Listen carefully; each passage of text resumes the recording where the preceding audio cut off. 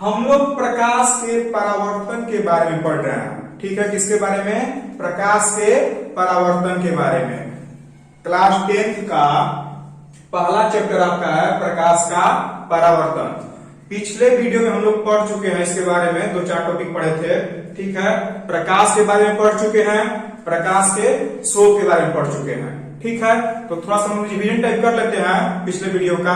प्रकाश से कहते हैं, ठीक है, देखिए तो प्रकाश से कहते हैं भाई, प्रकाश से कहते हैं तो प्रकाश एक ऊर्जा का रूप है। प्रकाश एक ऊर्जा का रूप है जिसकी सहायता से हम किसी वस्तु को देख पाते हैं। ठीक है, हमको किसी वस्तु को देखने के लिए आंख के अलावा, ठीक है, हमको किसी वस्तु को देखने के लिए अपने आंखों के अलावा प्रकाश की भी आवश्यकता होती है। ठीक है, इसलिए हम क्या करते हैं, किसी वस्तु को देख पाते हैं, वरना प्रकाश नहीं रहेगा तो हम किसी वस्तु को देख नहीं पाएंगे। ठीक है, ये हो गया आपका प्रकाश। उसके बाद आता है प्रकाश स्रोत। तो जहां से प्रकाश निकलता है, ठीक है, जहां से प्रकाश निकलता है उसे क्या बोलते हैं हम लोग? प्रकाश स्रोत बोलते हैं। ठीक है, जहां से पानी निकलता है उसको क्या बोलते हैं? पानी का स्रोत। जहां से हमको पैसा मिलता है उसको क्या बोलते हैं हम लोग? हमारे इनकम का स्रोत। उसी प्रकार से जहां से प्रकाश निकलता है उसको क्या बोलते हैं हम लोग? प्रकाश का स्रोत। ठीक है, अब पढ़े थे कि प्रकाश का स्रोत 2 प्रकार का होता है। ठीक है, मानव निर्मित और प्राकृतिक। ठीक है, तो प्राकृतिक किसे कहते हैं भाई? जो नेचर ने हमको दिया है, जो प्रकृति ने हमको दिया है, जो प्रकृति प्रदत्त है, उसको क्या बोलते हैं हम लोग? प्राकृतिक प्रकाश स्रोत। और जो हमको मानव ने दिया है, हम लोग बनाए हैं खुद से, उसको क्या बोलते हैं हम लोग? मानव निर्मित प्रकाश स्रोत। ठीक है, आगे हम लोग का है, ठीक है, प्रकाश के गुण के बारे में हम लोग पढ़ेंगे। ठीक है, प्रकाश के गुण के बारे में कि प्रकाश का गुण क्या है। ठीक है, तो प्रकाश का पहला गुण है, ठीक है, कि वो साधारणतः, ठीक है, साधारणतः वो सीधी रेखा में गमन करता है। जो प्रकाश होता है वो लगभग सीधी रेखा में गमन करता है, सीधे चलता है। कौन? प्रकाश। ये हो गया उसका फर्स्ट गुण। गुण मतलब समझते हैं आप लोग क्या होता है? गुण मतलब खूबी। ठीक है, गुण मतलब खूबी। प्रकाश में क्या क्या खूबियां हैं, ठीक है, उसको क्या बोलते हैं हम लोग? गुण बोलते हैं। तो पहला खूबी क्या है भाई प्रकाश का? कि वो सीधी रेखा में चलता है। ठीक है, ये तो हो गया पहला। दूसरा का खूबी क्या है भाई? दूसरा का गुण क्या है प्रकाश का? तो प्रकाश निर्वात में भी चल सकता है।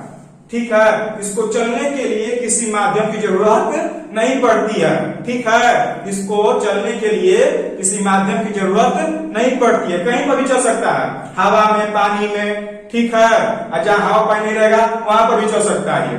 ठीक है, तो इसको बोलते हैं हम लोग, इसको चलने के लिए किसी माध्यम की आवश्यकता नहीं होती है। ठीक है, ये निर्वात में भी चल सकता है। निर्वात मतलब जहां हवा भी ना हो।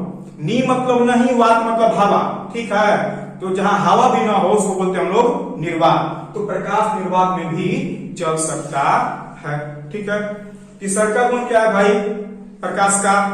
तो प्रकाश जब किसी चिकने सतह पर पड़ता है तो वहां से परावर्तित होता है। ठीक है, प्रकाश जब किसी चिकने सतह पर पड़ता है तो वहां से परावर्तित होता है। ये हो गया आपका परावर्तित मतलब लौट जाता है। ठीक है, परावर्तित मतलब लौट जाता है। ये हो गया आपका तीसरा गुण। चौथा गुण क्या हो गया? कि प्रकाश जब एक माध्यम से दूसरे माध्यम में जाता है, यानी एक पारदर्शी माध्यम से दूसरे पारदर्शी माध्यम में जाता है, तो थोड़ा बहुत क्या करता है? मुड़ जाता है। ये क्या है? प्रकाश का भी एक गुण है। ठीक है, प्रकाश जब एक माध्यम से दूसरे माध्यम में इंटर करता है, प्रवेश करता है, तो वो मुड़ जाता है। ठीक है, अगला गुण क्या है भाई? कि ये जो प्रकाश है आपका विद्युत चुंबकीय तरंग के रूप में चलता है। ये हो गया आपका पांचवा गुण। ये सब क्या है? प्रकाश के गुण है। आप लोग, ठीक है, लिख लीजिएगा इसको। हम बोले थे आप लोगों को पिछले वीडियो में कॉपी कलम के साथ आइएगा। ठीक है, और जो हम बोल रहे हैं, ठीक है, उसका नोट्स बनाइए बढ़िया सा। ठीक है, खूबसूरत सा नोट्स बनाइए और पढ़ते चलिए आराम से। ये हो गया आपका प्रकाश का गुण। ठीक है, आगे हम लोग पढ़ेंगे अपने नेक्स्ट टॉपिक के बारे में, प्रकाश उत्सर्जन के आधार पर वस्तुएं। ठीक है, प्रकाश उत्सर्जन के आधार पर वस्तुएं कितने प्रकार की होती हैं। प्रकाश उत्सर्जन का मतलब क्या होता है कि जो वस्तुएं प्रकाश को निकालती हैं, ठीक है, जो वस्तुएं प्रकाश को निकालती हैं उसको क्या बोलते हैं हम लोग, प्रकाश उत्सर्जन। ठीक है, तो प्रकाश उत्सर्जन के आधार पर वस्तुएं दो प्रकार की होती हैं। कितने प्रकार की, दो प्रकार की। पहला हो गया प्रदीप्त वस्तु और दूसरा हो गया आपका अप्रदीप्त वस्तु। पहला हो गया आपका प्रदीप्त वस्तु और दूसरा हो गया आपका अप्रदीप्त वस्तु। ठीक है, लिख लीजिएगा वो। तो हम लोग देखते हैं आगे कि प्रदीप्त वस्तु क्या होती है। ठीक है, प्रदीप्त वस्तु क्या होती है। तो प्रदीप्त वस्तु उस वस्तु को बोलेंगे, ठीक है, जो प्रकाश को निकालती है, अपने अंदर से प्रकाश को जो निकालती है उसको क्या बोलेंगे, प्रदीप्त वस्तु। ठीक है, जो अपने अंदर से प्रकाश को उत्सर्जित करे, ठीक है, निकाले, ठीक है, उसको क्या बोलेंगे हम लोग, प्रदीप्त वस्तु। ठीक है, जैसे में बल्ब हो गया, हाँ बल्ब हो गया, बल्ब से प्रकाश निकलता है तो हो गया प्रदीप्त वस्तु। मोमबत्ती हो गई, ठीक है, ट्यूबलाइट हो गया आपका, दीपक हो गया, मुझे लगते हैं सुबह शाम दीपक, वो भी हो गया आपका। सूर्य हो गया, तारे हो गए, जुगनू देखे आप लोग, जुगनू रात में दिखाई देता है, छोटा छोटा उगता है, ठीक है, वो भी क्या हो गया, प्रदीप्त वस्तु ही हो गया। ठीक है, स्टार फिश हो गई, ठीक है, स्टार फिश भी क्या है, प्रदीप्त वस्तु भी है। ठीक है, उसमें से क्या निकलता है, प्रकाश निकलता है स्टार फिश में से। ठीक है, ये सब हो गया प्रदीप्त वस्तु, जिनमें से प्रकाश स्वयं निकलता है। ठीक है, वैसी वस्तुएं जिनमें से प्रकाश स्वयं निकलता हो उसको क्या बोलेंगे, प्रदीप्त वस्तु। आगे हम लोग का है अप्रदीप्त वस्तु। ठीक है, अगला टॉपिक अप्रदीप्त वस्तु। तो अप्रदीप्त वस्तु क्या है, प्रदीप्त का उल्टा।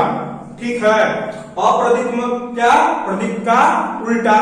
तो जिसमें से प्रकाश न निकले, वैसी वस्तुएं जो प्रकाश उत्सर्जित न करती हो उनको क्या बोलेंगे हम लोग, अप्रदीप्त वस्तु।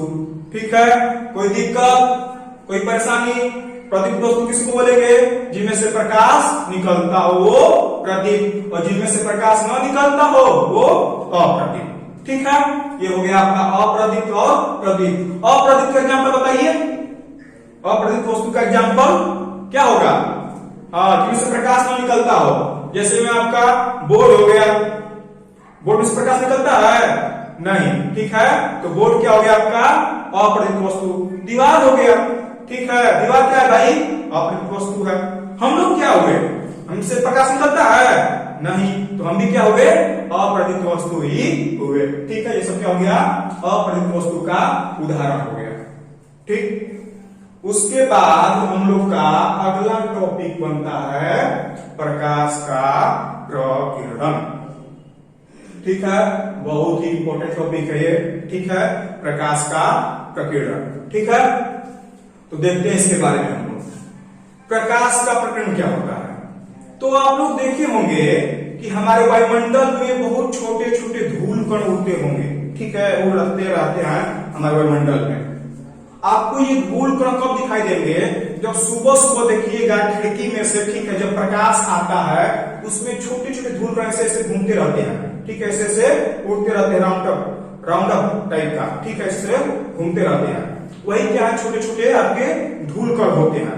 ऐसे आपको नंगी आंखों से नहीं दिखाई देंगे, लेकिन जैसे ही प्रकाश आता है खिड़की में से, उसमें से देखिएगा तो बहुत छोटे छोटे धूल कण ऐसे घूमते रहते हैं।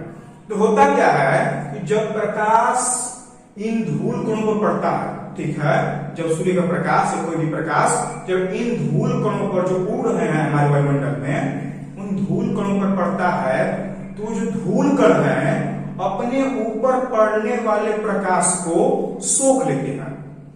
ठीक है, जो धूल कण होते हैं वायुमंडल में उड़ रहे हैं, वो अपने ऊपर पड़ने वाले प्रकाश को सोख लेते हैं और कुछ देर के बाद चारों ओर उसको फैला देते हैं। जो धूल कण होते हैं अपने ऊपर पड़ने वाले प्रकाश को सोख लेते हैं और फिर कुछ देर के बाद, ठीक है, कुछ समय अंतराल के बाद उसको चारों ओर फैला देते हैं।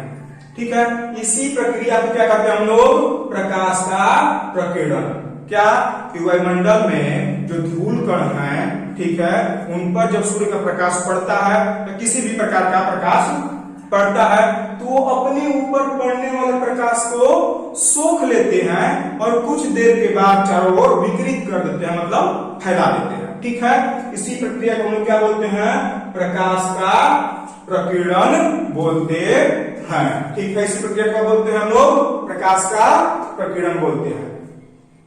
और प्रकाश के प्रकीर्णन के कारण ही, ठीक है, इसी घटना के कारण ही हम उन वस्तुओं को भी देख पाते हैं जहां पर किसी भी प्रकार का प्रकाश डायरेक्ट यानी सीधे नहीं पड़ता है।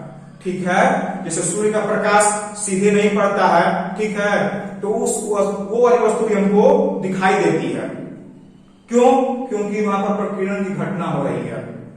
आपका जो धूल कण है चारों ओर है, यहां पर भी है, हर एरिया में है। ठीक है, और जब ये क्या करते हैं? घूमते रहते हैं, इधर से उधर घूमते रहते हैं और सूर्य का प्रकाश पड़ता है तो करते हैं उसको सोख लेते हैं और फिर चारों ओर फैला देते हैं।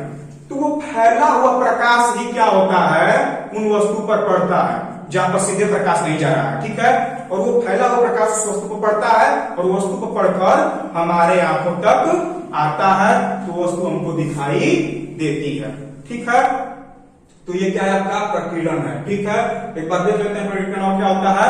प्रकीर्णन वो घटना है जब छोटे छोटे कण वायुमंडल में उड़ रहे छोटे छोटे धूल कण पर जब प्रकाश पड़ता है तो वे कण अपने ऊपर पड़ने वाले प्रकाश को सोख लेते हैं।